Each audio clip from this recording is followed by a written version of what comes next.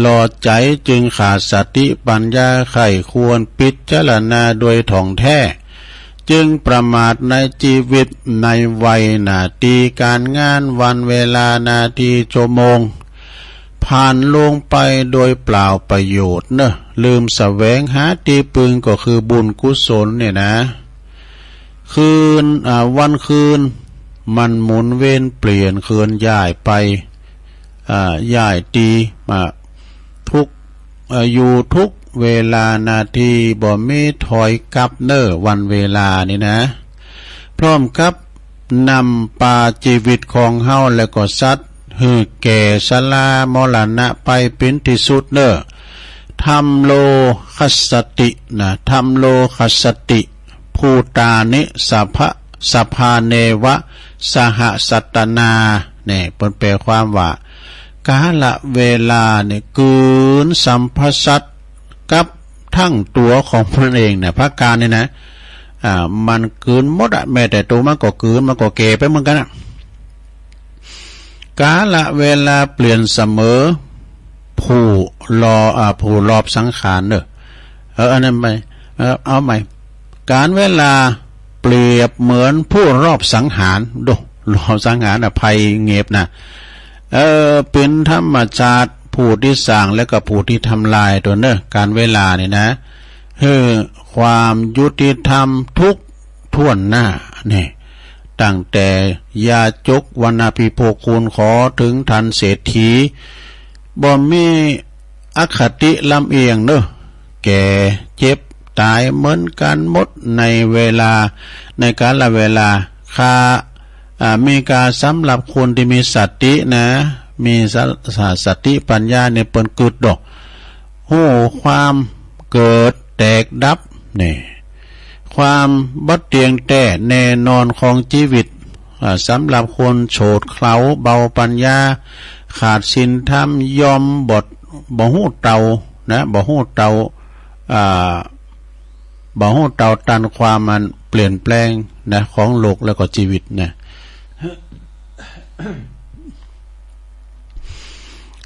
เปิ้นก็ว่าบ่ฮู้คุณค่าของเวลามีแต่มกมุ่นมัวเมายอมโศกเศร้าเสียใจในภายหลังนี่โย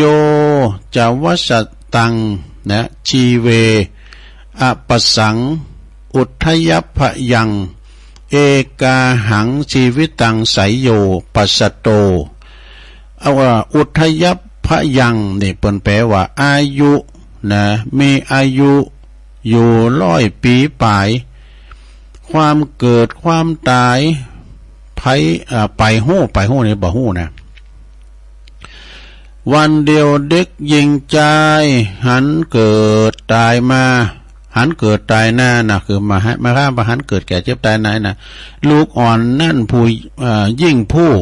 แก่เท่าปีปลายหมายความว่าคุณบางคนนี่นะถึงแม้จะเท่าจะแก่เปิ้นว่าแก่แล้วก็ดีตาเหลตาฟางก็ดีหย่อนย่านหนังเหี่ยวไปก็ดีก็ตามยังถูกอวิชชานะฝ่ามือปิดบังนะก็ยังอันบ่เจียมสังขารยังสอบสนุกสนานลื่นเริงเห็นนะสอบสนุกสนานลื่นเริงชนิดที่ว่า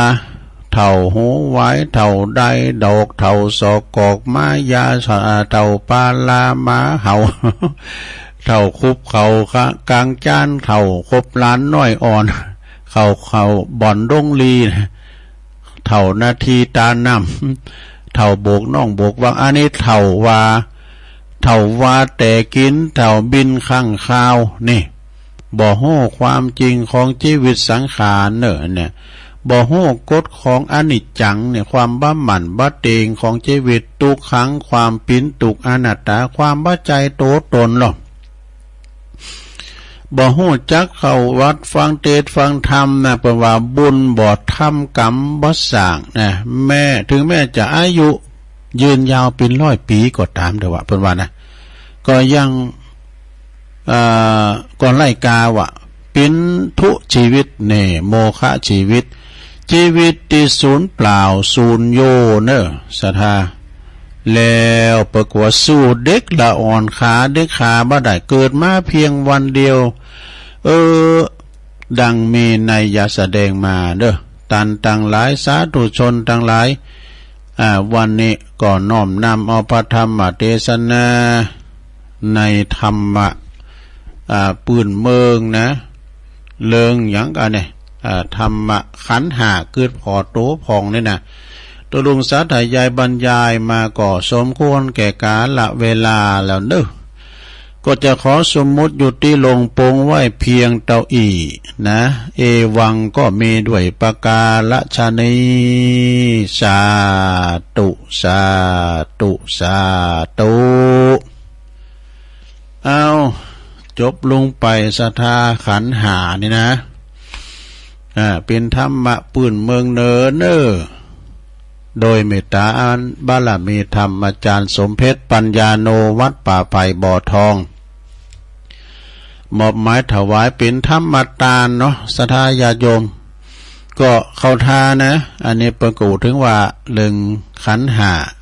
ในต้นตัวห้อนี่หมดนะสังขารคือสิ่งที่ปรุงแต่งประกอบโดยธาตุสี่ดินน้ำไฟลมประชุมกันนะเป็นสังขารเวลาวาคารตั้งธาตุใดธาตุหนึ่งภาษามาคีกันก็อยู่บ่ได้เนาะก็จบลงไปเอาปอนกับอาจารย์พาอาจารย์สมเพชรกันเด้อปอนทำกันเด้อสัพปิติโยวิวัจจันตุสัพพะโลโกวินัสสตุมาเตภวัตวันตลายโยสุขีติขายุโกภวะอภิวาทานาสีลิสานิจังวุธาปัจจายโนจัตตาโลธรรมาวัฏันติอายุวันโนสุขัง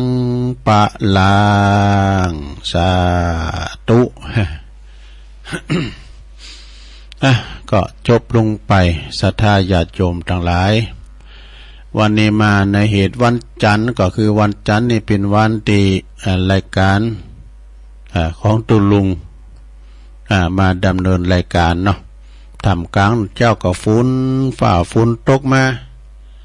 ฝนที่มันตกมาเนี่ยก็เจ้าก็ฝนตกโดยแดดออกโดยก็จะไปเดิดเปิ้นนะเนาะนะตกมาอีนี่เป็นอย่างบางทีบางแห่งเปิ้นว่าบางทีบางแห่งยังแรงน้ำฝนอยู่นะมันจะตกไข่ก็ต้องบอกว่าฝนตกไม่ไข่ใบไม้นะไม่ทั่วใบไม้แต่บางแห่งเนี่ยก็ตกหนักตกหนักแล้วก็เฮ็ดก็ออกนะก็เลยบุกวัด สมัยก่อนเนี่ยเฮ็ดหอบหลวงพ่อใหญ่ หลวงพ่อสุจิตานุรักษ์ระวังไอ้ม่วงดำจะบุกวัด บอกว่ามันสร้างเพื่อเฮ็ดหอบก้าเฮ็ดเยิงเฮ็ดอย่างต่างๆก้านี่นะมันก็รักนะยามมันหนุ่มมันมาเด้อวัดไปก้าไปขายไปแอวกาดแอวลี่กัน ถึงว่าได้เวลาแล้วบ่เท่ามาแล้วบ่ปิ่นใบจะโม้ยแล้วบ่เข้าวัดนี้นะก็มันคุ้นเฮาซะท่านเนาะ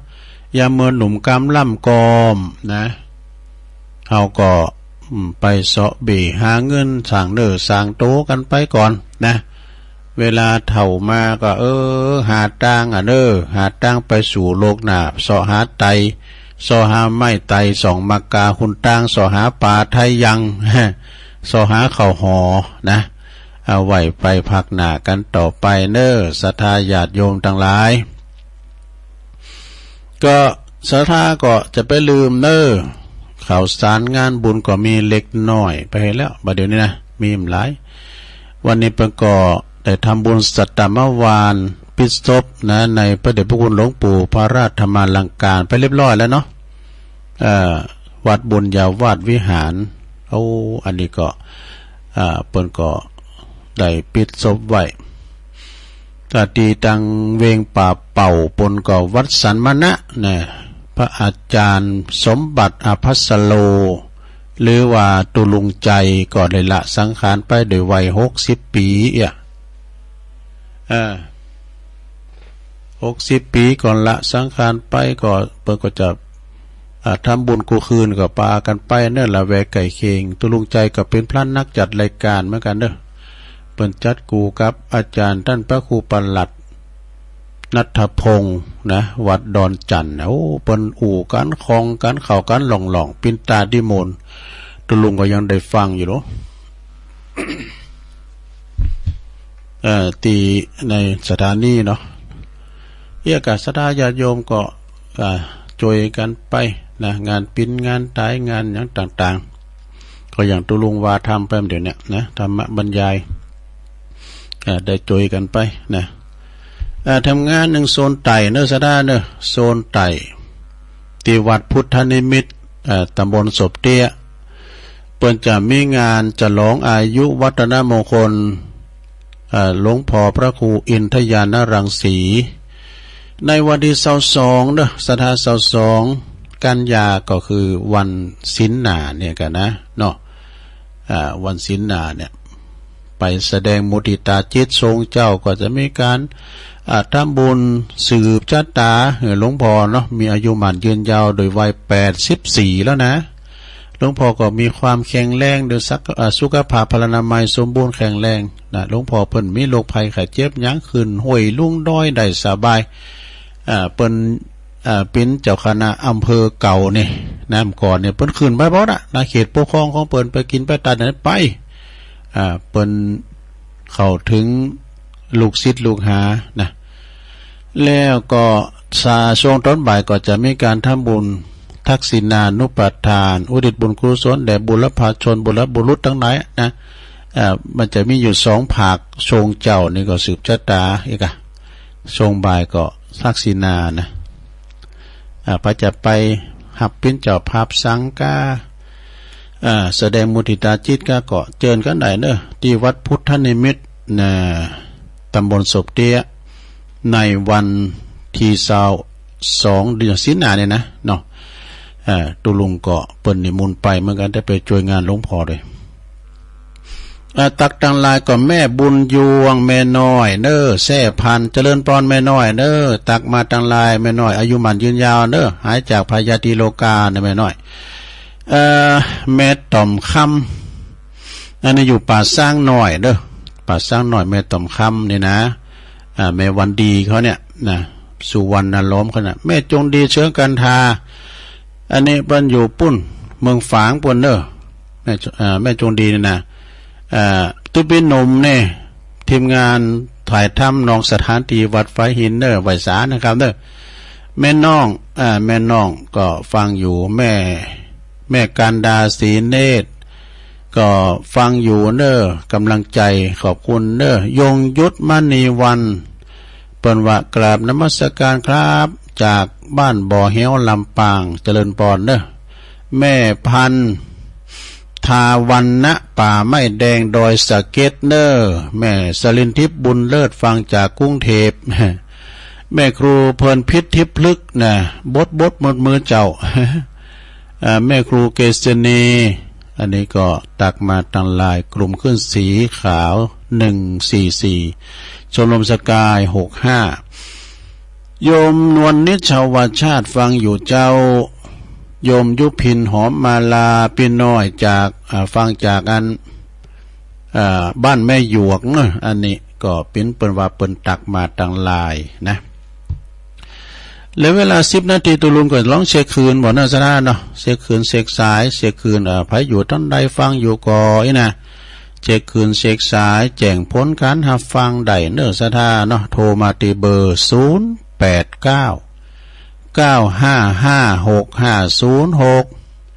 ซนที่2เนี่ยจะเล่าถึงเรื่องไฟในอย่านำออกไฟนอกอย่านำเข้า ของธนัญชัยเศรษฐีสอนลูกปนาวิสาขาจะพิจได้กระเดียวช่วงที่2ลองฟังบ่เนาะ977ตั้งได้เจริญปอนไหวสาเจ้าตุลุงไม่อามอนะวันนี้ได้ฟังธรรมบรรยายเนาะดีอยู่แดดออกมาแล้วตุลุงแม่น่ะถ้าดอยขาวขอบคุณนักแล้วก็เด็ดมาตอนนี้รักษาสุขภาพเลยตุลุงเด้อเด็ดหนาวเตี้ยแม่น่ะบดมืดอ่ะเนาะ บดมืดมันเป็นวัดเป็นไอกันเดือช่วงนี้ละอ่อนเป็นกันเฮ้ยตอนนั้นฟังชัดเจนนี่ก่อเจ้าชัดเจนจะเดียวเนี่ยไฟหินเนาะเจ้าโอ้ไฟหินนี่แน่นอนกะเจ้ามันชัดเจนนี่มันปอไก่เนาะยังใหม่มันละปูนได้กะแต่ฟังเจ้าที่ก็ชัดเจนจะดีฟังหาสงสารยินดีแม่อมรฟังอยู่แต่ไม่ได้ทองมันเบิดแต่ก็เขาหาเตอแม่น่ะสาธุขอบคุณหลายๆอนุโมทนาแม่อมรนะถ้าโดยขังเจริญปอนเจ้าไว้สักเจ้าท่านนแม่จันศรีสุขาเจ้ามึงฟังฝนยุดตกแล้วชัดเจนดีนะเจ้า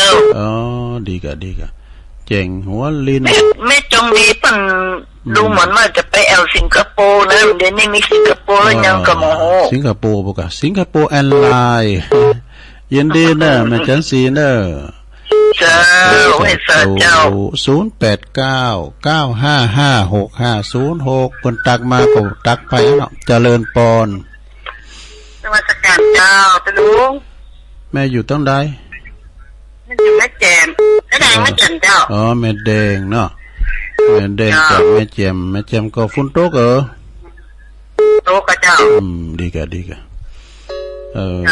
ชัดเจนดีเนาะแม่เนาะจ้าตะลุงก็ได้เปิดเพลงทำแม่นั่งๆมาเลยก็ได้เปิดฟังกันเด้อเดี๋ยวเปิดสัก2เพลงก็ได้ยินดีแม่แดงเด้อเจ้าไว้จ้าเพลินพรมแดนในเปิดก็ห้องเพลงธรรมะโล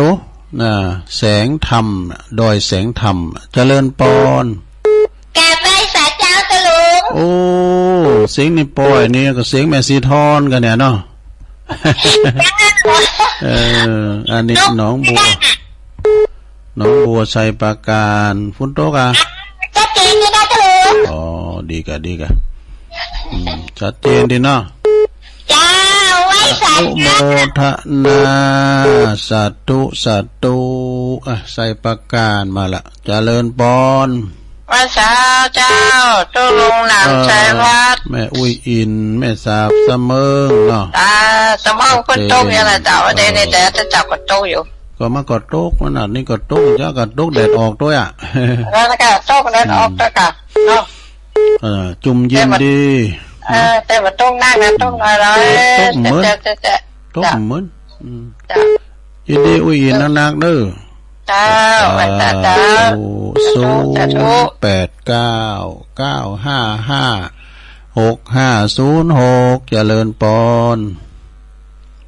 ประกาศแล้วพระอาจารย์แม่อยู่ตั้งใดอยู่ลำปางเจ้าแม่สีวันบ้านกลางตงเจ้าแม่สีวันนี่เนาะบ้านกลางตงเจ้าแม่สีวันบ้านกลางตงบ้านกลางตงเจ้าบ้านกลางตงเนาะฟังบุญญาวาดเนาะ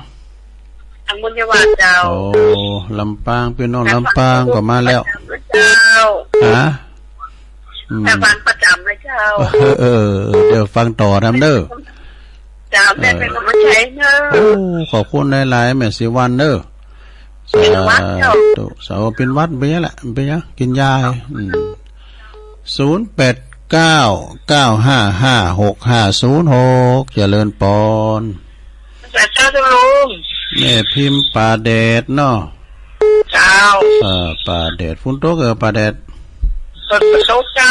ดีกะตกหัวอ้อยๆบ่ได้ยินดีแม่พิมพ์เด้อเจ้าไว้สักแถมสายหนึ่งเจริญปอน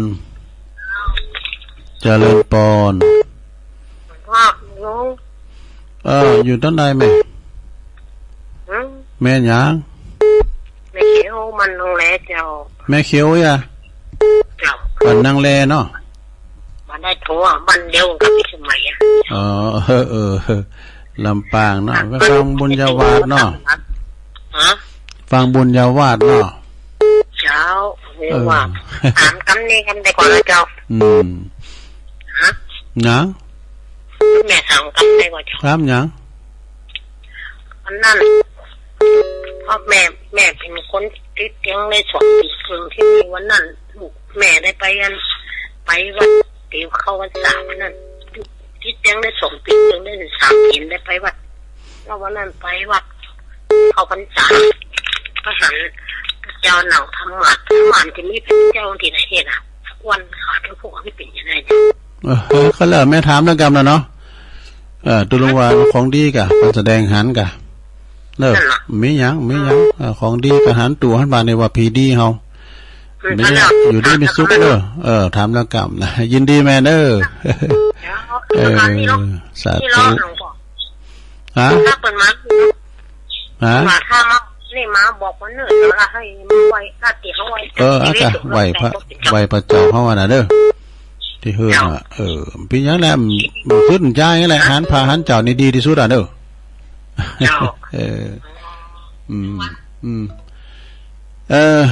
หันพระหันเจ้าเข้าบ้านเข้าจ้องมาก็ดีฝันหันตุหันพระนี่ก็ถือว่าเป็นมงคลเด้อ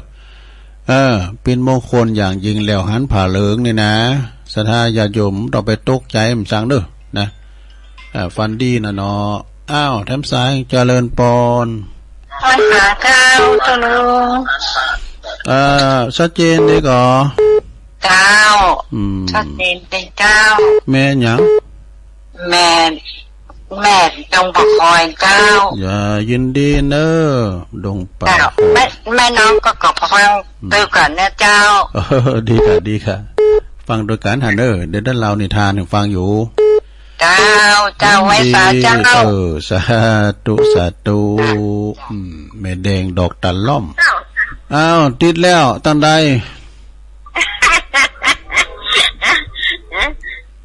แม่สีกุลตันทุล่าแม่สีกุลเนาะแม่ติดตะเกียบแต่มันมีเปิดมาตันตุละตอนนี้มีสัญญาณตอบรับบ้านหนองล่องเนาะเจ้าฟังตุลุงอยู่นะชัดเจนที่เจ้าฟังไปแถมเนาะเจ้าแม่สีกุลจักดอกตัวฟังนี่ตัวจักดอกก่อจางได้จ้ากุ๊บเลยจ้าโอ้ภาษาหมกสันกุ๊บรู้จะไปสั่งสักใบกันเด้อยินดีแม่สีกุลเด้อทำไปเนาะกำลังใจเด้อสาธุบัดเสการเด้อได้งานโตยเจริญปอนพระเจ้าทุกฟังเลยนี่แม่นางอ้วนเนาะเนี่ยเจ้าวันไหนไปกลางวันนึงได้ยินได้ฟังแล้วนะอากะดังละสักทีละเข่าลองกองเข่าสันกำแพงเนาะเจ้ายินดีนะแม่เด้อสาธุแม่นางอ้วนเอาแล้วเอาเฮ็ดตะอีก่อนเนาะศรัทธาญาติโยมตุลุงอย่างจิบน้ำก่อนจิบน้ำสักเตียวไปเตียวมายืดสินยืดสายเดี๋ยวก็มาฟังกันต่อเด้อเดี๋ยวจะเล่าเรื่องไฟในอย่านำออกไฟนอกอย่านำเข้าเจริญปอน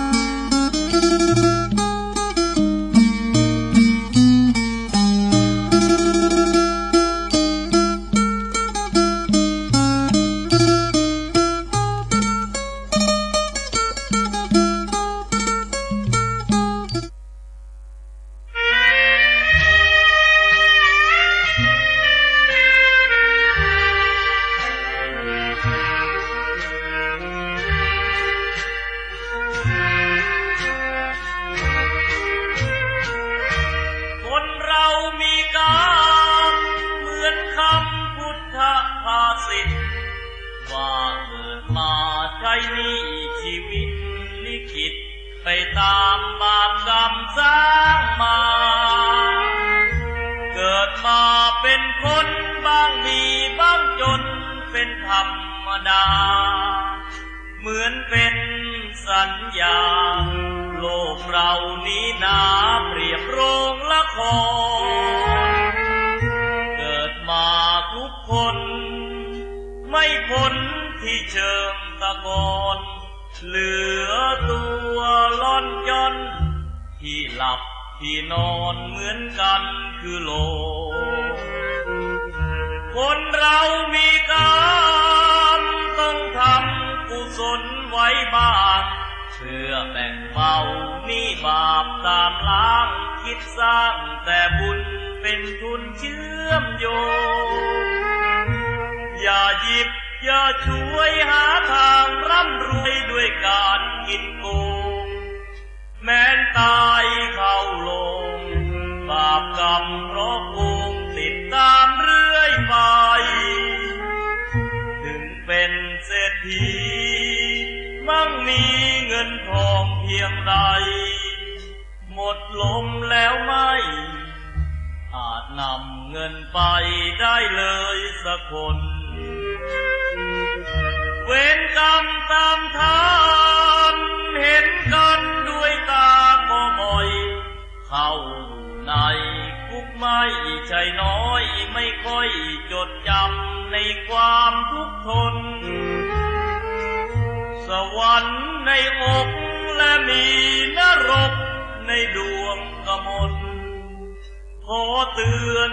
ทุกคนว่ามีหรือจนไม่เห็นสำคัญหมดลมหายใจแล้วไปนอนเรียงเคียงกันที่ป่าช้านั้นไม่พ้นมือฉันพวกสับเปลอ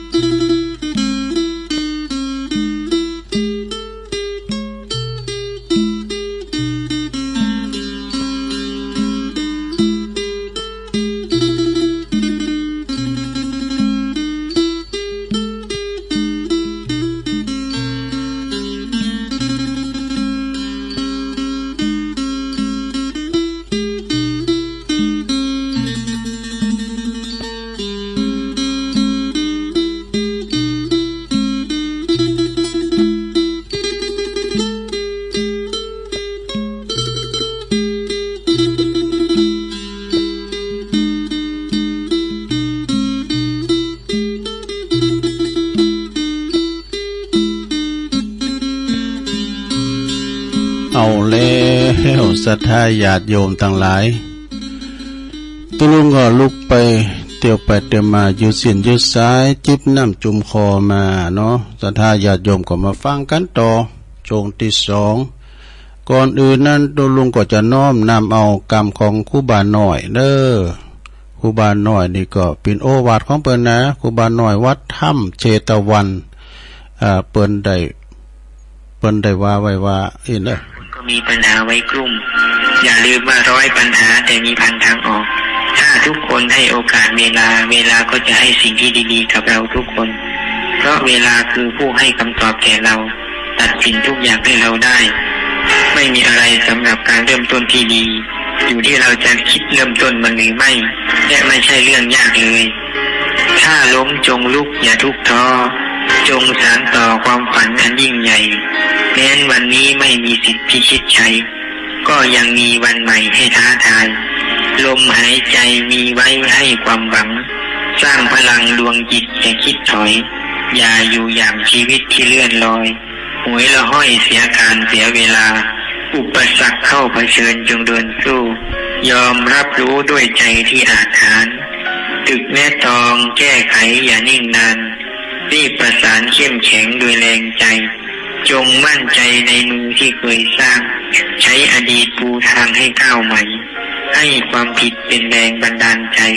แล้วมุ่งไปครั้งใหม่ดีกว่าเดิมหากเราจะท้อใจในวันนี้จงเหลียวกลับหลังดูชีวิตของเราว่าเราผ่านอะไรมาบ้างเราเคยนับ0มาหา1แสนจะยากเรายังนับได้แล้วแต่วันนี้เรานับ9จะนับ10แล้ว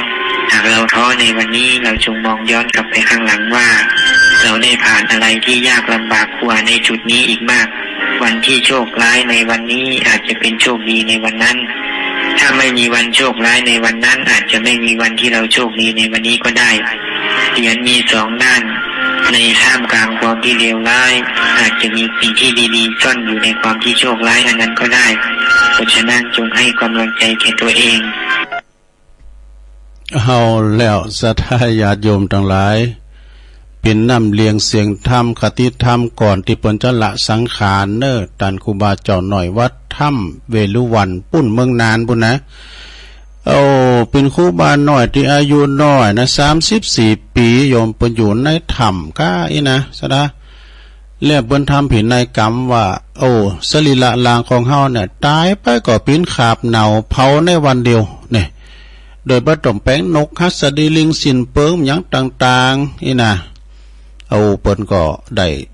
ประชุมเพลิงภายในวันเมื่อคืน8 โมงนะสะดาหาได้ยากเด้อเปิ้นก็ทำตามวัตถุประสงค์ของครูบาตันเจ้าครูบาน้อยนะแล้วเปิ้นก็ปอเปิ้นก็ยังมีอยู่แม่เปิ้นก็ยังมีอยู่เนาะมีคติธรรมให้ฟังเด้อศรัทธาญาติโยมครูบาน้อยเนี่ย34 ปีตุลุงไปหารเปิ้นนั้นมาสมัยเป็นเนนแล้วนะสมัยเป็นเนนแล้วเปิ้นอยู่เมืองนานเป็นลูกศิษย์ครูบาเจ้าบุญจุมเนาะมาแล้วตอนนี้ไปเป็นคติธรรมบ่ยาวเนอะสัก40 นาทีนะไฟในอย่านำออกไฟนอกอย่านำเข้าลองฟังว่าเนอะอย่างคำสอนคำบักเก่าดีเปิ้นถึงว่าน่ะไฟในก็อย่านำออกไฟนอกก็อย่านำเข้าอันนี้เป็นกรรมของธนัญชัยเศรษฐีดูสอนให้นางวิสาขาเปิ้นจะไปลุงหอลุงเฮินจะไปลุงตั้งกับอยู่กับโผเปิ้นปอโผแม่โผประพฤติปฏิบัติอย่างใด นางวิสาขานี่เป็นมหารัตนอุบาสิกาแก้วของต่างพระพุทธศาสนาเฮานะเปิ้นอายุถึง120 ปีมีลูกเต็มบ้านมีหลานเต็มจ้องเด้อศรัทธาเฮาพอเปิ้นสีหนุ่มตลอดว่าอันนี้เปิ้นเล่าให้ฟังนะตุลงกมหันก็ว่า แล้วก็เปิ้นมีบ่ามีแหงเปิ้นอายุมันยืนยาวเข้าวัดเข้าว่าไปวัดไปว่ามันแล้วก็มีอันการต้านอย่างน่ะเป็นอนุสรณ์อย่างหลายอย่างเปิ้นเรียกว่ามาจากแม่นางวิสาขานี่นักนะเพราะต้านกฐินก็แม่นต้านผ่าอาบน้ำฝนก็แม่นทั้งหลายอย่างต้านผ่าต้านโคมอย่างต่างๆเนี่ยนะก็เก้ามาจากนางวิสาขาทั้งนั้นนะสถาอันนั้นเปิ้นถึงมีอายุมันยืนยาวเวลาเปิ้นไปวัดไปว่าเปิ้นไปตอนบ่ายตอนแลงก็ดีเปิ้นก็หอบหิวไปน้ำปานากาไปก่อนเพิ่นก็เอาของกินไปทำหุงหาอาหารให้พระเนรเทนเจ้าเปิ้นได้ครบได้ชั้นแล้วก็เมื่อแลงมาก็เอาน้ำปานะไปปิกมาโดยโต๊ะเป่าไปกำไปหอปิ้นพลุงพลังไปกำปิกมาโต๊ะเป่าเหมือนหมู่เฮาเจ้าขาทั้งหลายกำไปนี่ไปหน่อยเดียวกำปิกมาในบุรุษหอป้านี่หาบพ้องก็หาบมาเนาะตุ๊ขนมไม่ก็เดียวมาแล้วก็มันก็เป็นอย่างเนาะเอาไว้ก็มันจะบูดจะเน่าไปเนาะก็เลี้ยงดูปูปาดกันไปเอาไปกินเถอะน้ำมีบาปเนาะงานบางงานเนี่ยอย่างเขากำเนี่ยนะสดายาโยมเปิ้นอุปโลกด้วยดูอุปโลกกรรมแปลว่าสัตว์อันเข้าปลาอาหารถึงโมติอุบาสกอุบาสิกาเปิ้นมาถวายเนี่ยนะเปิ้นก็ว่าอันนี้นี่เปิ้นอุปโลกไว้นะเปิ้นอนุญาตตั้งแต่ครูบาอาจารย์พระมหาเถระจุดอนุเถระมัจฉิมาเถระจุดตลอดถึงพระภิกษุสามเณรเปิ้นมาตามลำดับเนอะกอดโซดมาถึงอุบาสกอุบาสิกาแต่กินมีบาป ตลอดถึงสัตว์เสียงหิ่งหอยตัวเนี่ยเปิ้นอุปโลกเป็นจั่นไปดูเนาะแม้แต่มดแต่แมงกามหยังกากินก็มีบาปนะเปิ้นอุปโลกดูอุปโลกมาเรียบร้อยดังนั้นก็ถ้าว่าเปิ้นอนุญาตปรุงปันเอาไปด้วยเอาก็ไว้นี่ก็มาจะบูดจะเนาไป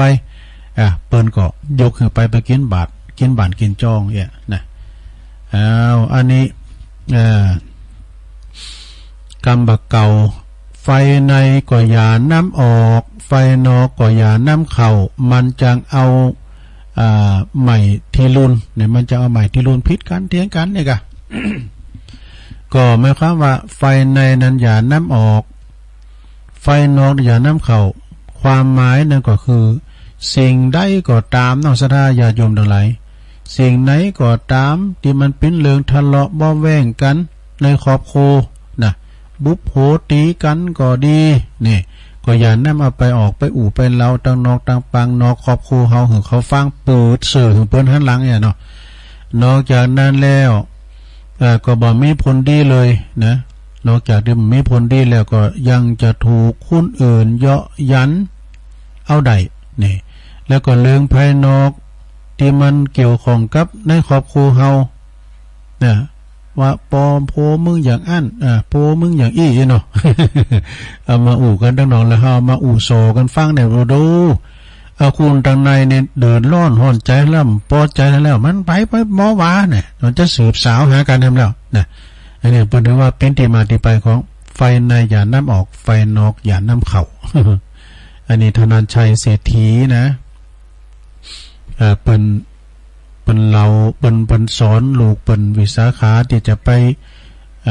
ลงหอลงเหินไปลงตั้งไปมีครอบมีครูไว้กะ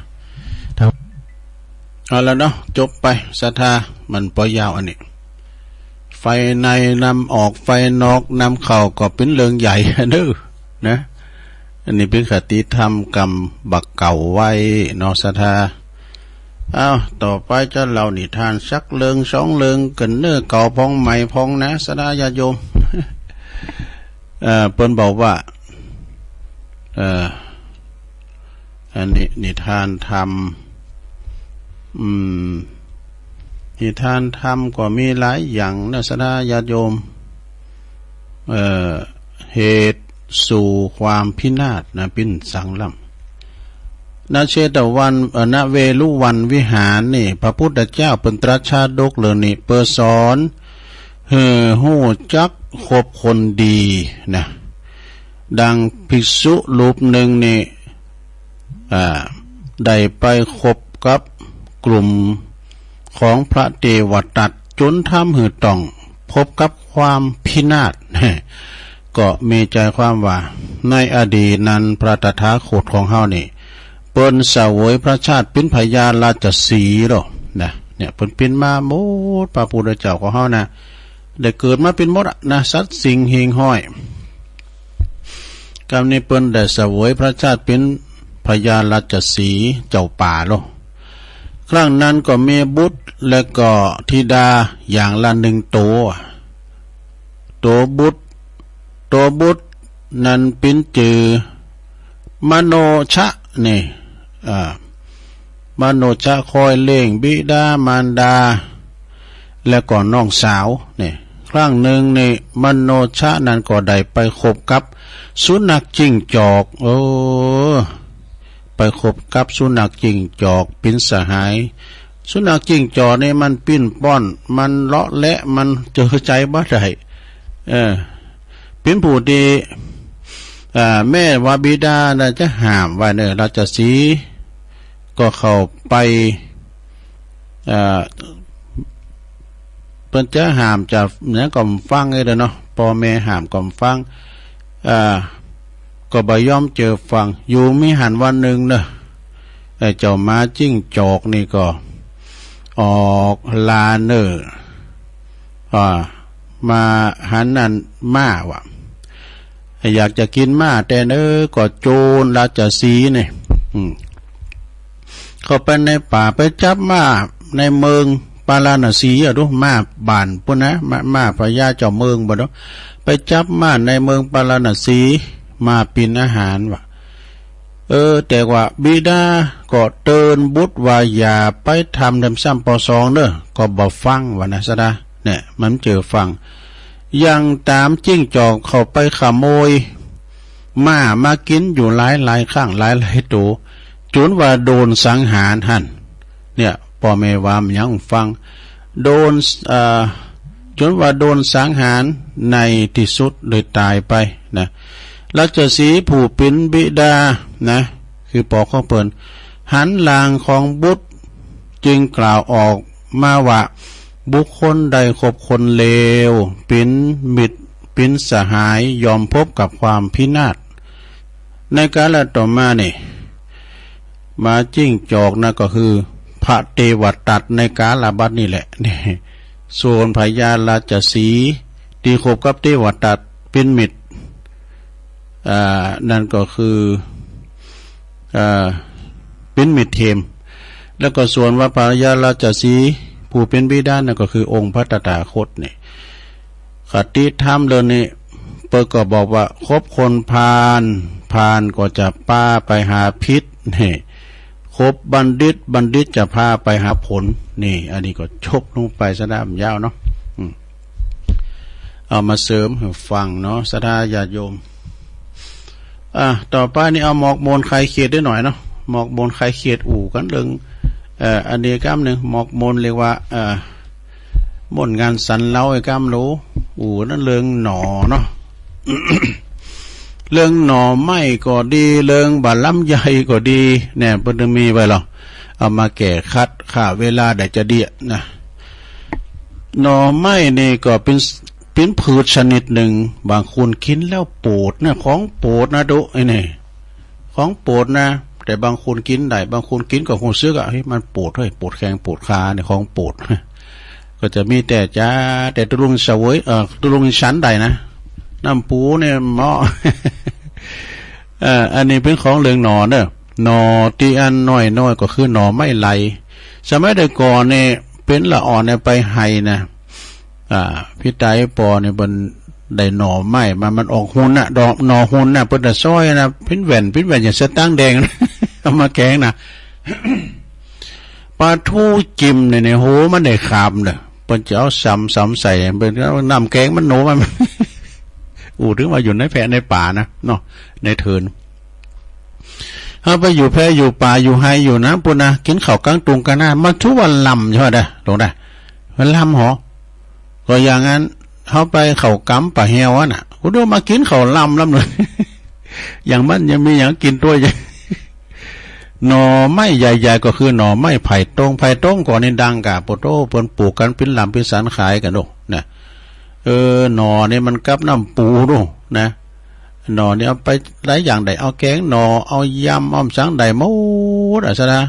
เอามาตุ่มก้านี่กับน้ำพริกน้ำปูน้ำพริกต่อก้านี่ มันมีและหน่อที่จืดตรงคือหน่อไม่หกคุณบั่นเฮาไปขายหน่อกาดคุณไทยมาตักโอ้โหอันนี้หน่อไม่รวกนะลวกน้ำไม่ได้ปะวะนะแต่คุณมึงนะคุณยองมันจะโลกนะตุ่มจะสุกแล้วนี่ โอ้โหนี่หน่อไม่ลวกอ่ะมันจะโลกนะเนี่ยแล้วก็ไม่ในใจสารพัดประโยชน์นะไม่สร้างก้าดอนหน่อสร้างหางไม่สร้างในทรัพย์ปินฝากนี่เอามาแปลงยังก็ได้เอามาแปลงผักโคตรตาลบุญโคตรตาลยังเหลือตัวแปลงโคตรตาลยังสูตรเก้าสูตรปลายกับไม่สร้างไม่ซีซุกเลยนะปวดตัวไปพอแล้วไม่สร้างปิ้นตุ่นเป็นแปลงอย่างโคตรตาลคูบานั่นเลยนะเตียนสลากเจ้ายองบุญนะ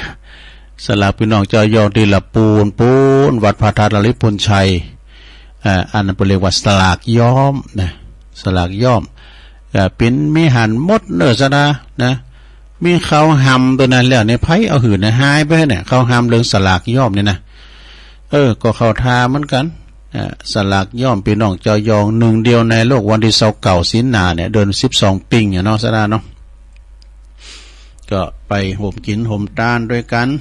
แต่อู่ถึงเรื่องสลากว่านานนิดหน่อยเนาะคือแล้วท่านมหาสมศักดิ์ก็อู่พระเอเตเตะ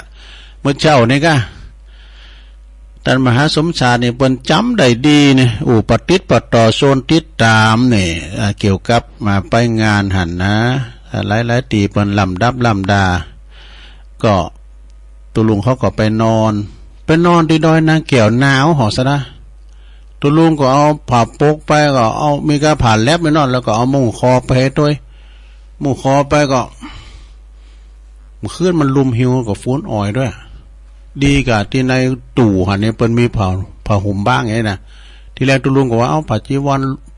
มันห่มก็เอาก้ามันหนาวนี่ ท่านครูบาแดงว่าเอาผ้าห่มไปให้ตุลุงยองอีกสักผืนไว้ก็เนนมาคือโอ้โตป้ายามหนาวมึนน่ะดูก็วิว่าหนาวอยู่บนดอยก็ต้องขอบคุณพี่น้องศรัทธาที่มาตักมาตวายกันก็ดีหลายบ้านหลายจองนะแต่หอมซองพองก็มีก็จะไปอ่านพุ่นน่ะเด้อวันพัดพองก่อนเอาหน่อมาหือพองเอายังมาหือพองก็หลายอย่างก็ขอบคุณเด้อกับศรัทธานาบุญที่เปิ้นมากินมาตานก็คือว่ากันฝนมัดตะไหวพองให้นะฝนตกไหมพอในคุ้นนี่จะรุ่นดอยเนี่ยซะนะขนาดว่าฝนอ่อยฝนตกฟ้าย่อยคุ้นก่อนหลังไล่กันมานี่อันมากินมาตานกันนี่กันตุลุงก็เอา2กล้วยเนาะกล้วยหนึ่งก็ตานเข้าพระธาตุแถมกล้วยหนึ่งก็เอาออกเบอร์ไม่ไผมาอ่านหอตุลุงก็เอาตานเข้าพระธาตุให้ถึง2อ่ะแหละ แล้วไปปักยอดหลวงปู่แถม2ซองเนาะหลวงปู่ที่เปิ้นเปิ้นก่อตั้งพระเทพวิสุทธิคุณอาจารย์เจ้าคุณมหาศัพท์เนี่ยกะนะแล้วไปโจกเบอร์โดยเปิดห้องขึ้นบนตามปกติในตุลุงไม่โจกนะแต่ได้มาเปิ้นโจก2เดือนออกก้านเนนอยู่นะก็ขึ้นไปนางบุญนี่ก็ถึงทำใจเนอะถึงได้ก็เปิ้นไหนกะ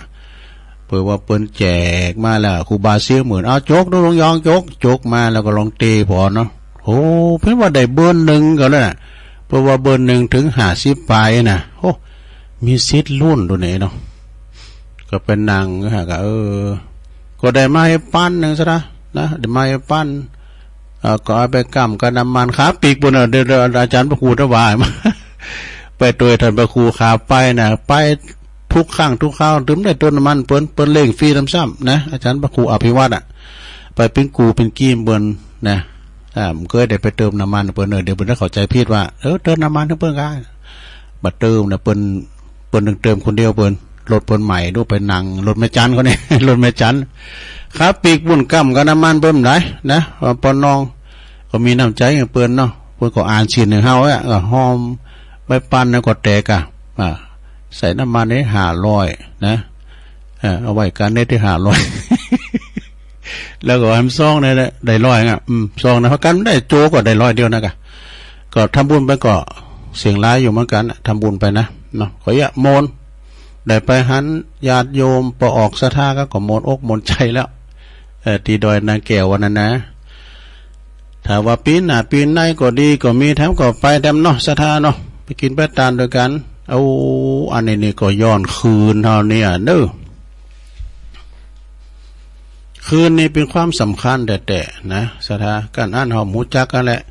บางพองก็หูจักในคืนหูจักกระเสงบ่หันโตไปหันวันนั้นนะบ่โตโอ้โหมันเหมือนปืน บางพองก็ไข่เมื่อแต่อีแม่เมื่อบ่ได้ยาตุติดตั้งติดเตียงก็หันใจอยู่เนาะก็เอาเสงเนี่ยไปนะเนี่ยมันเป็นการจุดลมโตดีที่สุดศรัทธาอาจารย์พระครูอภิวัฒนวิกรมนี่เปิ้นออกปากว่าจะไปกินหันตันนี่รอเต้นที่หันที่นี่นะคุณหลูบล้ำตามโดยก็โมนซะก็เป็นตีเป็นตั้งอันนี้ไปหันกันเนี่ยโอ้มันลูกินลูตานอย่างเปิ้นว่ากันแต่นี่กันเนาะเปิ้นตานโตตานน่ะมันจะได้สับแล้วดอกมันใจขุ่น เปิ้นตานก็โตตานนี่กันนะสดาญาโยมบอกให้พออาจารย์ปนนั้นอายนี่เปิ้นอยู่แพโป่งโน่นนะเนี่ยหันไปกินเปิ้นตานแล้วก็ไป ไปกันนี่ผมก็จะไปคราวนี้ไม่ได้ไปก็เปิ้นมีงานเปิ้นพิจารณ์เนาะก็สดาเนาะอาจจะไปเป็นกบในกาลาพอบ้านพอเมืองเปิ้นอย่าน้อยเฮาไปนางก็ฮู้จักกันแล้วเนาะแต่ก่อนตุลุงก็ไม่ใช่ฮู้จักเนาะฮู้จักไผพองก็ตุลุงแดงตุลุงดอยครูบาสีหมื่นเนี่ยไม่ใช่ฮู้จักเนาะก็ฮู้จักก็ย้อนเสียงเนี่ยนี่นะคืนเนี่ยปาหือไปสดาเมื่อหลงเข้าไปมันได้ก็ฟังเสียงเนอะนะสมมตินะตัวเจ้ายองเนี่ยถ้าจะหล่อมันสอนล่ามหน่อย กันหันแล้วแต่ตกใจว่าโตฟังดำซ้ำเมื่อมื้อนี้ ก็สดาเนาะอย่างตุลุงนี่มันอู่ไปก็บปัดติดปัดต่อแต แต่พองลิ่นพองก็จะไปถือสากันนะฟังแก่งอมแก่เงากันไปเปิดเดี๋ยวว่าฟังเสียงฟังรายการตุลุงยองเนี่ยมันฟังอามนได้นะก็บ่มีคติเตือนทำอย่างแต่ว่าตุลุงเอาทำเต้มาวามเจ้าก็เต้ก้ามเต้ขันหาอยู่ในตัวเขาเนี่ยมดเดแล้วก็เอาครูบาน้อยมาเล่าทำดูนะเรื่องบัดเต็งแต่แน่นอนเนี่ยนะแล้วก็เอาเรื่องไฟในอย่าน้ำออกไฟนอกอย่าน้ำเข่าทำซะนะแล้วก็ประกาศข่าวสารงานบุญหรือศรัทธาได้ฟังโดยสดาญาโยมนลายเนาะวิทยุนี่เป็นสิ่งสำคัญเนอะศรัทธาเนอะไปที่ไหนเปิ้นก็ฟังกันมันฟังกันแบบง่ายๆแล้วก็เมื่อเจ้าตี3ก็ได้ฟังแล้วนะก็เป็นขวัญใจของคุณเฒ่าที่เปิ้นนอนบัดลับหรือว่าตื่นมาจับก็ฟังแก่งอมแก่เงาปิ้นเปิ้นกูผีไปเด้อเนาะมันเป็นรายการสดหรอรายการสดมากันโตปินเนี่ยนะมาไหว้พระแล้วก็สวดมนต์ด้วยกันเนี่ยกะนะศรัทธาญาติโยมทั้งหลายเพราะฉะนั้นก็แต่ละวันนี่ก็ครูบาอาจารย์เปิ้นก็จะมาออกรายการสลับซับเป็นกันไปแต่ละตุนก็เป็นแนวไผแนวมันฟังกันไประดับตั้งแต่ลากใหญ่อย่างตุลุงเนี่ยมียศถาบรรดาศักดิ์นะเป็นตุเจ้าธรรมดาจนถึงมหาปาเลนจนถึงเจ้าคุณพระครูมหาเนี่ยมีให้นี่หมดเนอศรัทธาเนอธรรมะคำคมแต่ละตุนนี่ก็โตฟังแล้วก็เป็นคติเตือนอกเตือนใจนะเขาไม่ได้ซื้อฟังก็ซื้ออยู่ซื้อหยังโตก็ซื้อฐาน2ก่อนนะฟังกันติมตีกันเตดก็ติมได้ใส่ศรัทธาเนาะก็ฟังกันไปตุลุงก็สอฟังอย่างศรัทธานั่นแหละนะสเตก็โอ้ยเขาเอาอย่างเนี้ยเปิ้นเฮ็ดแท้เด้ออาจารย์พระครูเขาเปิ้นจะมาอู่ดีล่ำเลยนะแต่ว่ามันเปิ้นปันมาอย่างใดอย่างนั้นเนาะเปิ้นปันเข้ามาอย่างอี้ มันแนวนี้นะศรัทธาญาติโยมทั้งหลายอย่าว่าโอ้ท่านพระครูวัดสายมูลเปิ้นได้มาเทศธรรมโมนล่ำเลยพระครูวัดหนองเหงเฮาจะเอาอย่างเปิ้นก็บ่ได้เพราะว่าแต่ละขีดแต่ละภูมิธรรมมันเหมือนกันเอามามออีกก็ดีละนะไปจะคือจบป .4 ไม่มีเส้นแต่มออีกก็พอดีนะลงเนาะก็เท่าแล้วเปิ้นนี่นะการตัวลุงมาแนวนี้นะสดาได้คุณคว้าอ่านหนังสือกันแล้วนะโอ้ยสมองระดับเป็นอัลไซเมอร์ไปแล้วอันนี้มันได้ใจสมองเหมือนกันนะสดาเนาะการมามาจาเนี่ยโดยปากเป่าเนี่ยมันจะห้ามดีนะได้เกมกรรมไว้นะก็ได้ก็มีกรรมตึกเหมือนกันนะหลงนะไปมาเอาละหมดกรรมตึกละหมดกรรมเอาย้ำมานั่นเนี่ยดูเรื่องเกมพร้อมวะนะมีธรรมก็นี่มีนิทานก็มีกรรมมนงานสันแล้วในเน็ตพองกานี่มันนี่นะต้องกาเกมว่าอยู่ในสนามรบต้องมีอาวุธเกมพร้อมไอ้นะเนาะสาระเขาเนี่ยฟังก็สบายฟังเขารับไปก็มว่ากันเนาะสาระญาติโยมฉะนั้นก็ฟังกันไปทรงนี้ก็เป็นทรงกินทรงตานกันแต่ว่าก็ไปช่วยงานที่วัดประธานดอยหล่อเปิ้นก็ตานสังตานลูกติ่งเพื่อจะแปลงศาลาต่อเติมนะก็หน้าการหน้างานมาแล้วหลายปีก็ไปลืมเด้อวันที่24ปุณณาที่วัดหนองผาขาวเนี่ยในเมตตาธรรมอาจารย์พระครูสัทธิสารคุณเจ้าคณะตำบลน้ำดิบเจ้าวัดหนองผาขาวพร้อมด้วยคณะศรัทธาเปิ้นก็จะมีงานทำบุญตานเข่าสลักภัตทหารวันที่24วันติดพอดีก็เนาะได้ยินอาจารย์พระครูอาจารย์วรรณชัยชัยยานันโทบทบอกว่าตุเจ้าตึงพาเนน108ตุนดูเตากุลพระรัตนตรัยซะนะพระพุทธกุลพระพุทธพระธรรมพระสงฆ์กุลพระเจ้า56กุลพระธรรม38กุลพระสงฆ์14ร่วม108พอดีนะดูพี่น้องน้องมาค้าในบนปิ้นกันเด้อซะนะเอากันปิ้นกันได้แต่บ้านตังหลายปีบุญนะนี่ก็ไปกินไปตานด้วยกันเนี่ยแล้วก็ปุ่นนั้นนะกลปทำเหรอตังกลปคือ วัดของท่านพระอาจารย์รัตภพนรินทร์โทกสลากก็หลายตีอยู่ซะนะตีเปิ้นกินเปิ้นตานกันตานสังตานเข้ารุ่นบาทพองตานตุ่นเงินพองกะนะพองก่อนแล้วไปแล้วก็มีกันแล้วก็ลงโซ่เด้อนะกันมาแล้วก็โอ้ซื้ออันก๋วยนะก๋วยตานก๋วยกระเช้าเอามาใส่โคอย่างก๋วยเช้าบาทด้วยกะเอามาปินการกินกันตานกันเนาะซะดาเมื่อว่ามีการไม่งานก็จะไปลืมเด้อตานขันเข่าขันน้ำกันนะหือยาติกาวงศาปินปอปินเมเฮาตีปนล่มเสียหายตายเสียจากไปสู่ปาละโลกไปหน้าเปิดในวาในธรรมเปตพลีถึงเดือน12ออก1คำถึงแห่ถึงดับบุญนาเป็นเวลา1เดือนเนี่ยจ่ายย่อมพิบาลเปิ้นก็จะมีการไขประตูหมอนนา6หรอกไขประตูหมอนนา6ปล่อยปลดปล่อยสัตว์นรกต่างหลายอยู่ห้องอบายเนี่ยมันแน่นะเคยญาติเฮาอาจจะไปถูกคุ้มขังที่หันก้าปู่ย่าตาโถด้วยกันเนาะเขาก็กินตานไปหาเปิ้นจะมาเสาะหาของกินของตานลูกหลานจะทำไปพองจาเนี่ยเป็นการส่งเสริมการทำบุญอย่างหนึ่งนะสดาเนาะตานโกเข่าโกนนะก็ทยอยตานนะสดาญาโยมจะไปวันเดียวนำนองวันเดียวนะอย่างเมื่อเจ้านี่ก็2คันเนี่ยมานี่นะบโตเฮ็ด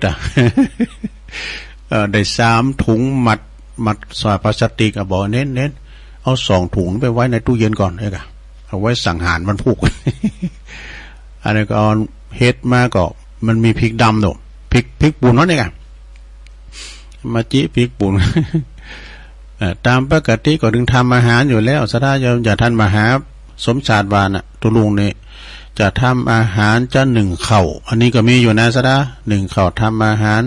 สถาเปิ้นเอานันปันอันนี้ปันอันตานมาก็เอามาทำอาหารเนี่ยกับเขือพองอย่างเงี้ยนะพักปังข้ามอย่างก้าหนอก็ไอ้น่ะที่เปิ้นเอาถวายมาแล้วก็แถมส่วนหนึ่งก็การทำอาหารก่อนเพียงพอก็แจกให้มาแจกยาโตแจกเป็นโตเน้นเขามันหลายมันมีเป็น10ก็ไปแจกเป็นโตก็ไปเก็บเป็นโตมาให้กะเอามารวมกันเนี่ยนะสดาเนาะเนี่ยชีวิตบุญดอยก็เนี่ยนะจูนี่เปิ้นจะมัดตาเนี่ยมันไข่มีเด้อพอมันขึ้นบุญดอยก็มีรถเครื่องก็ขึ้นได้นะเตียวขึ้นมาในคุณถามว่าเตียวไว้เนาะอันนี้ก็เป็นอย่างอีเนอศรัทธาญาติโยมทั้งหลายการกินกันต้านเนาะแต่เจ้านี่ก็เป็นเพิ่มเติมมาก็มีแม่จันเรือนใสฟังตุลุงอยู่เน้อเป็นตักเข้ามาตั้งลายโอ้แม่สวยไล่กิติวงศ์เน้อแม่สวยไล่กิติวงศ์นี่เปิ้นอยู่น้ำดิบน้อยกันเนาะดงในเมตนาโปรเลงสายเขาก้าเนี่ยนะเจริญปอนดังปุ่นก็ฟังกันหลายเน้อพอเสียวซับพอเสียวไส้เขาโปรเลงท้าเขาปีนั้นน้อมเขานี่นะแม่สำลานเขากาหลายอยู่ตันน้ำดิบน้อยแม่สีเขาเนี่ยหลายอยู่นะแล้วก็มีแม่มาริวันนี่นะทำคุณเนาะที่เปิ่นมาแม่น้องแถมนี่เปิ่นตักมาตั้งหลายแต่เจ้าก็มีศรัทธาที่เปิ่นโทรมาเนี่ย11สายกำเดียวได้นะศรัทธามีแม่อามรบันทาดอยคังอันนี้ดึกดำบันเนี่ยแต่รุนแรงแล้วนะแม่อามรเนี่ยแต่เปิ้นฟังแต่เปิ้นโทรมา1วันนะเปิ้นก็มึนๆได้มาหยอดแบบแม่เอื้องคำแม่เอื้องไพชัยยองเนี่ยมึนๆได้หยอดได้เด้อแม่จันศรีสุขาแจงโหลิ้นเมืองฝางก็มาแล้วแม่แดงจากแม่แจ่มเด้อนี่ก็มาแล้วแม่แจ่มก็ฟังกันหลายแต่เปิ้นก็ป้อกันโทรมีแม่แดงเขาเนี่ยนะเป็นตัวแทนแม่สีทองหนองบัวไซปราการในไซปราการก็มาแล้วนะแม่อุ้ยอินแม่สาบเสมิงนี่ตัวแทนเป็นน้องเสมิงเนอะแล้วก็มีแม่สีวันบ้านกลางตรงลำปางเนี่ยแม่พิมพ์บ้านป่าแดดแม่เขียวนางแลเนี่ยลำปางฟังอยู่แม่แดงเหมือนกันดงป่าข่อยแม่สีกูนตันตุละเนี่ยแล้วก็แม่ลาแม่นางอวนแม่นางอวนนี่เปิ้นอยู่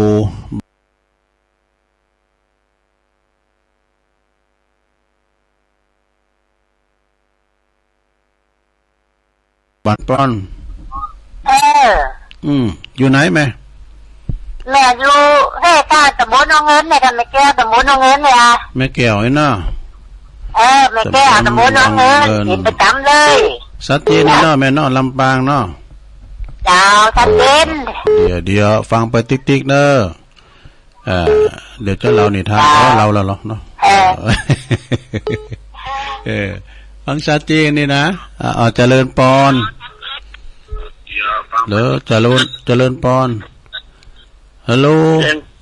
ไม่ทราบเจ้าแม่ยังแม่อ้อยบันหมอเจ้าแม่อ้อยบันหมอเนาะเจ้าแม่อ้อยฟังเจ้าแล้วเนาะเดี๋ยวบุญวันฟังบุญวันเนาะลำปางยินดีแม่อ้อยหลายๆเด้อฟังติ๊กๆสาธุลำปางมาลายเด้อเจริญปอนพี่กอบพี่กอยรีบถอนรีบพายตลาดสบายสายบัวจันนาวแม่จันสมเจ้านมัสการเจ้ากำลังงานพวกนอใส่บริษไว้โมกะลูกกินเงาก็ได้แล้วนอนนี่กินได้แต่ว่าหมอนำปูมได้แล้วใส่น้ำปูเหรอไอ้ว่ามันนั่นตักน้ำพริกน้ำปูอย่าหมอแกเอาอ่ะเอ็นดีเด้ออาจารย์สมชัดเจนดีชัดเจนจังหวัดเจ้าเราลบเนี่ยได้จับนั่นดีเลยสาธุเพื่อกำลังใจนะเจ้านมัสการเจ้าอนุโมทนาวันนั้นก็ได้แล้วฟังดินมาโยมกับหนุพิชัยนาเนาะเจริญปอนแม่บุญปันของเจ้าแม่โบคำแหละเจ้านี่พี่น้องดอยหล่อฮะเนี่ยเด้อนี่นะอินตยศจากดอยหล่อเจ้าจังโลการเต้นแล้วชัดเจนเลยเนาะเจ้าเดี๋ยวอนุโมทนาเด้อสา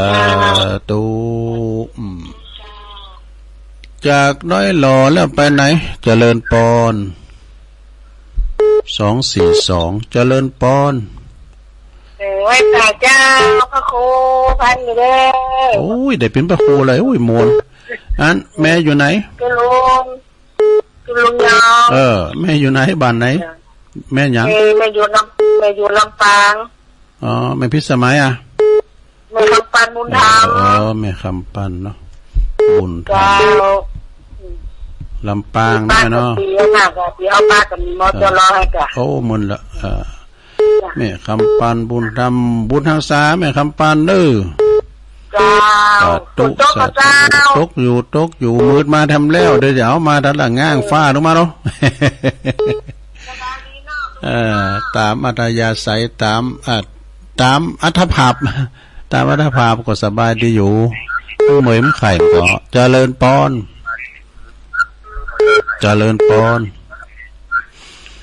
ลิ้วพนม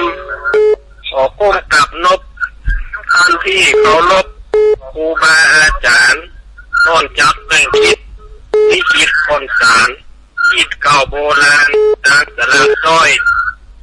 เดือน12หรือจุดเจือสิ่งต้อยพระจันทร์เพ็ญลอยเด่นชัดเมืองเหนือล้านนาคือสาเที่ยงคัดยืนยัดติดต่อเงินมาทำบุญอุทิศผู้สวยไปหาปิตามันดาญาติกะห่วมจ้างความเชื่อเล่าขานตำนานข่าวอ้างเพิ่นได้เปิดทางปัดนรกป่วยเพศป่วยผีที่โมนรกรับผู้สนผลการญาติพี่น้อง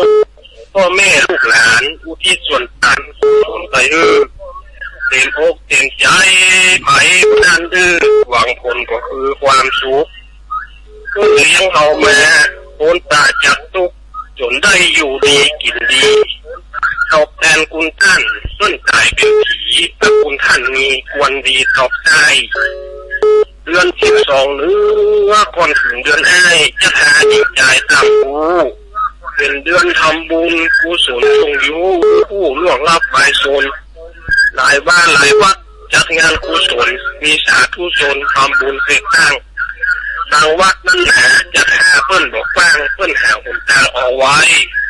เปิ้นต่างสังฆทานบริวารของใจการเหลืออันใดไต่ตองวัดที่เปิ้นพร้อมเปิ้นอดจานสิ่งของจะหาเปิ้นจานเงินทองเปิ้นเอาไว้ก่อสร้างไว้จ้าครับท่าน โอ้ขอบคุณเนอะจะเล่าไปนี่มันจะไปนี่มันจะยืดเอวนะยืดเอวยินดีปรามเจียนโอ้สาธุพิษถอยพินกรรมจะดีลดโทษกรรมดีๆทางนั้นเนอะปรามเซียนเนอะกอขานองโบน่ะเนี่ยเจริญปอนแม่หยังแม่สีนวลสีโจมเจ้าโอ้แม่สีนวลสีโจมแหละเจ้าฟังเจ้าแล้วเนาะตกกะเจ้านี่ตกกะนี่เจ้าก็แค่เจอหาตัวลุงไม่ได้โทรหาเมื่อโมงฟังอยู่เจ้าตัวลุงสบายดีเจ้าตามอัตภาพฟังไปเนอะแม่เนอะยินดีหลายๆเนอะเจ้าเอาเดี๋ยวแม่สีนนสีจมเจ้าดีละเดี๋ยวอันนี้เปิ้นอยู่ไม่อายสันตุนโมงปุ่นนะเนี่ยไม่อายฝังเจริญปอน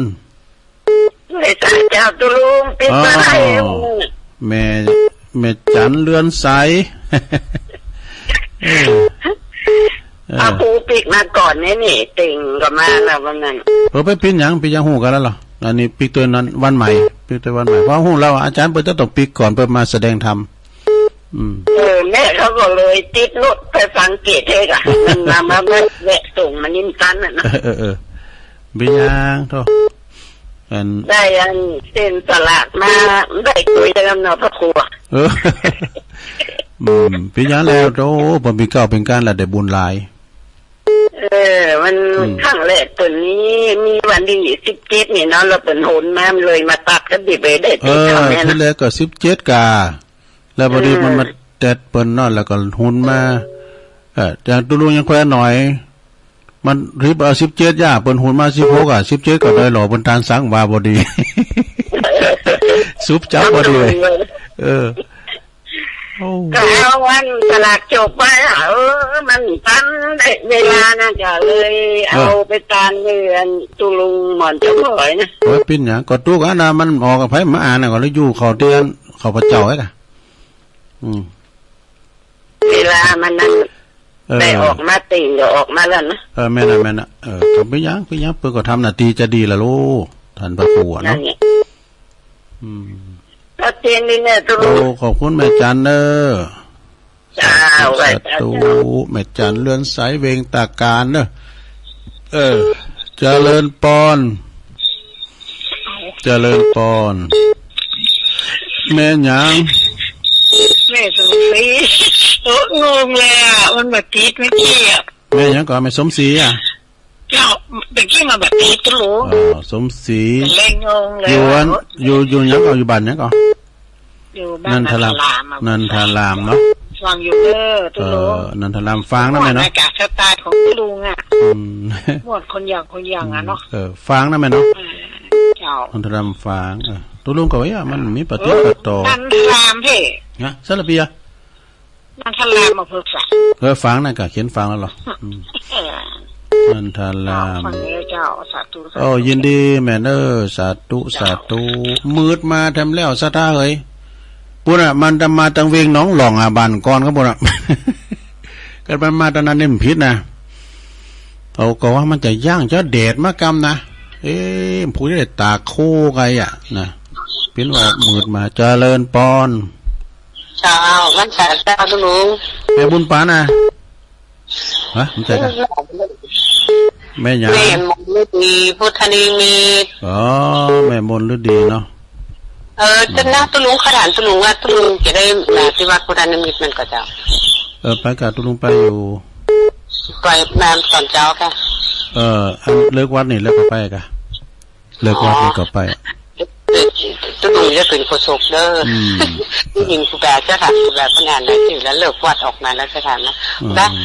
งงไปมาค่ะแม่ค่ะจะเอาตุลุงงงนะเป็นโฆษกนะมึงว่าตุลุงอยู่ตั้งนอกเหรอเป็นนันเบ้ไปอยู่ตั้งในอะค่ะมันพิธีกรมันมีตีจะรับตุลุงดอยจนไหนละมหุ่นเลยอันนี้มหุ่นเลย ได้ยินก็อ่านมาก่อนละแต่เจ้าฟังชื่อของเพิ่นแต่เขาบอกจับเนาะโอ้แต่ในนามของตุ้มโดยยินดีแม่มลดีเนอะเจ้าขอบคุณเจ้าภาษาเจ้าไปฟ้อนแล้วเนอะไปฟ้อนเลยแม่อันแดงเขาเนี่ยไปฟ้อนจังฟ้อนเจริญปอนภาษาเจ้าแม่น้อยตาโทกอ่ะเจ้าอ่านอยู่เด้อแม่น้อยตาโทกมาแล้วพี่น้องเมืองลำปางวันที่24นี่มาบ่นี่24เพิ่นมีหยังเพิ่นทานเก้าอี้แบบไปจับปีโอ้ได้ไปก็หาเพิ่นได้หมดเลยถ้าไปก็เจอกันเด้อตัวปีวันใหม่เขาถ้าไปอยู่มณฑาทิพย์อ่ะ24ตัวลุงก็ซุบจับงานเหมือนกันมีงานอยู่เป็นกำลังใจเด้อยินดีแม่น้อยตาโทกเด้อเจ้าตูมาสักสายมาโอ้รอหมื่นมาใหม่0899556506วันพุธก็ฟังพระอาจารย์เน้นหลักเด้อเวลาเดียวกันนี่นะพระอาจารย์เน้นหลักก็จะมาเข้ารายการวันอังคารบ่าย3ถึง5 โมงเจริญปอนอาจารย์คุณลุงอ๋อปอนนานอุ้ยนานเนาะอุ้ยนานเจยน้องฉลาดเมื่อก่อนก็เนาะที่กำลังมาท่านนี่พ่อตกถึงน้องโพธิ์นะอาหารทั้งกิจการพัฒนาตัวอ่อยผมมีบุรีที่ซอยไก่ข้าวดีกับเจ้าน้อยเนาะประจันยาวเท่าไหร่ให้ปล่อยฟังเนื้อกรุงเนื้อโอ้ยินดีอุ้ยนานนางเน้อบุญรักษาเน้อโตสาธุอุ้ยนั้นก็เก่า11แล้วนะเนี่ยโตอุ้ยนั้นเจอเนี่ยเปิ้นอยู่อนุสรณ์สถาน4ครูบาเนี่ยเจริญปอนไว้เจ้าแม่บุญปันแหละเจ้าแม่บุญปันมาแล้วเน้อศพเตี้ยเนาะเจ้าฝนตกหลายนะบุญน่ะตกแล้วเจ้าตกแล้วพี่ซิวมาเนี่ยตกยังเจ้า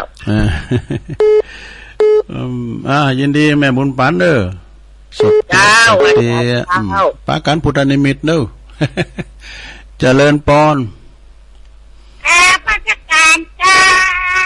โอ้แม่หยังเนี่ยแม่บัวไข่โอ้แม่บัวไข่มาแล้วมาแล้วแม่บัวไข่มาแล้วฟังม่วนดีแม่บัวไข่นามสกุลหยังก็วงหารเจ้าแต่วงหารนี่ก็เหมือนกับคุณนายรัตนาวงหารในสั่งวัดรัตนารามวงหารเนาะลำปางนะแม่เนาะเจ้า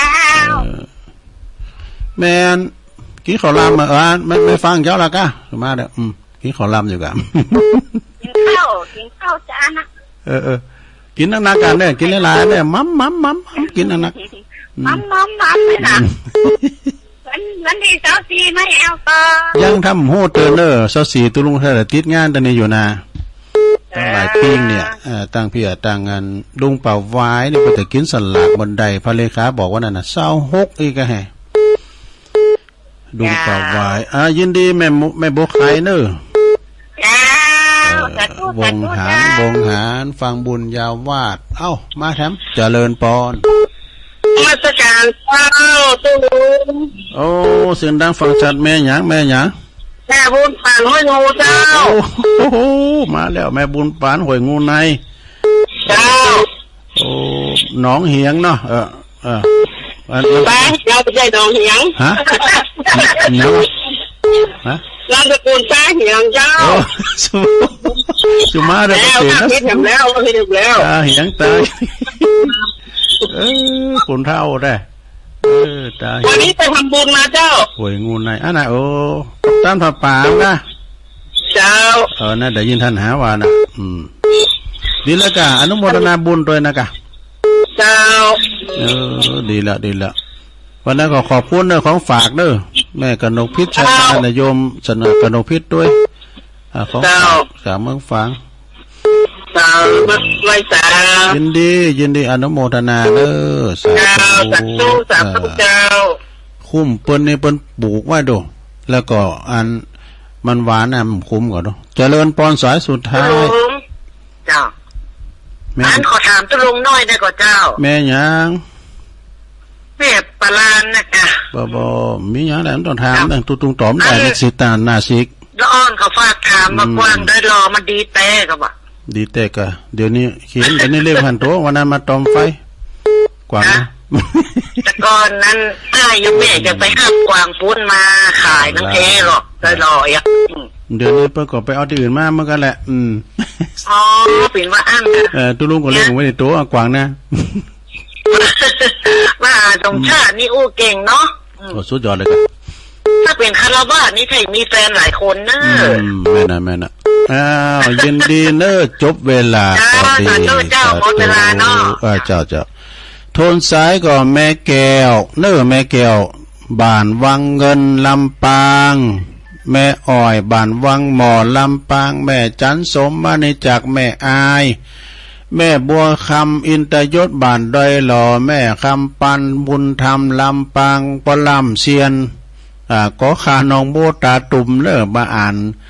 เปิ้นมาตองสลากย่อมโรคเขาทาเนอะเกมว่าเนอะลำเซียนเนอะเกมว่าดีๆแม่สีนวลสีจมสันตุ่นโมงแม่อายเนอะแม่จันเลือนสายเวงตาการเนอะแม่สมศรีนันตาลามฝางแม่มนฤดีพุทธนิมิตแม่น้อยต้าโทกลำปางอุ้ยนั้นเจ้ยเนอะอนุสรณ์สถานป่าแพงอันนี้เก่า11แล้วเนอะสินจำดีเวนตาลห้องขวัญได้แม่บุญปันศพเตี้ยนี่จอมตองแม่โบไขวงหารลำปางแม่บุญปันตาเหียงห้วยงูในฝางเนอะแล้วก็แม่บป่าลานแน่ดูได้เศร้า7สายกันเนาะดูถึงเก่าถึงใหม่นะรวมแล้วเจ้า7สายขอบคุณหลายๆเนอะกูเสียงกูสายศรัทธาญาติโยมทั้งหลายตุลุงบริหารเวลามาก็สมควรแก่กาลเวลาเนาะก็ขอสมมติหยุดที่ลงไว้ก่อนนะกรรมใดที่มันบาถูกบ้าแมนบาถูกต้องลองลายบ้าเข่าหูก็ดีคาดหูก็ดีขอสู่มาก็ปนหน่อยปนนั้นปจันลำวัดนาบัณฑิตนักปราชญ์ทุกท่านเด้อเนาะจันน่ะเขาก็มาปะกันทำไมอาจจะน้อมนำเอามรดกธรรมกะนะเอามาฟังเอามนนะมีขัดที่ไม่สำคัญอย่างแต่ว่าเป็นสไตล์ตุลุงเป็นอย่างนี้นะ